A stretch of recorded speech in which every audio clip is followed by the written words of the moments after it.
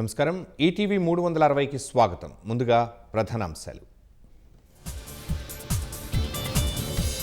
పాకిస్తాన్ ఉగ్ర సంస్థలతో సంబంధాలున్న ధర్మవరం వాసి అరెస్ట్. విచారణలో నోరు విప్పని నూర్ మహమ్మద్ కాసేపట్లో కోర్టులో హాజరు. ఉచిత బస్సు ప్రయాణంపై మహిళల హర్షాతిరేకాలు. ఆర్థిక భరోసాగా ఉంటుందంటున్న అతివల్.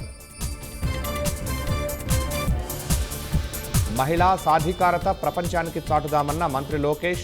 ఉచిత టికెట్తో సెల్ఫీ దిగి హ్యాష్ట్యాగ్ చేయాలని సూచన. తూర్పు మధ్య బంగాళాఖాతంలో కొనసాగుతున్న ద్రోణి. వచ్చే 24 గంటల్లో పలుచోట్ల వర్షాలకు అవకాశం.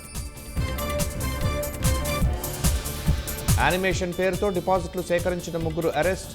లాభపడిన వారు డబ్బు వెనక్కి ఇవ్వాలన్న విజయవాడ సిపి. ఆపరేషన్ సింధూర్తో తమకు భారీ నష్టం వాటిల్లిందన్న పాకిస్తాన్. 13 మంది సైనికులు సహా 50 మంది మరణించినట్లు వెల్లడి.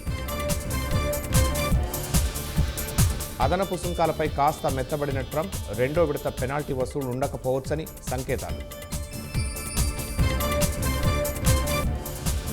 రష్యా ఉక్రెయిన్ యుద్ధం ఆపేందుకు కొనసాగుతున్న ప్రయత్నాలు. ఎల్లుండి వాషింగ్టన్లో ట్రంప్తో భేటీ కానున్న జెలెన్స్కీ.